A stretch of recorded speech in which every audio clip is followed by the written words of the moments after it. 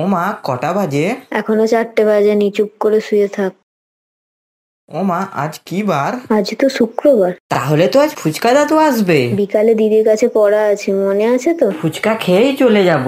ঠিক আছে, 5 টাকার খাবি বলে দিলাম। আগের বারের মতো বায়না যদি করেছিস। না, আমি 10 টাকার খাবো, আমি বড় হয়ে গেছি। আর একটু বড় হয়ে যা, তারপর 10 টাকার খাবি। আমি 10 টাকারই খাবো। ফুচকা দাদু এসেছে, ফুচকা দাদু এসেছে। আমি 10 টাকারই খাবো। ওই তো দাদু এসে গেছে। তুই যা, খেয়ে আয়, আর দাদুকে বলবি মা আসছে পয়সা নিয়ে। কত টাকা হয়েছে দাদু? তাড়াতাড়ি ব্যাগ গুছিয়ে নে। জানিস, আজ আমি 10 টাকার ফুচকা খেয়েছি।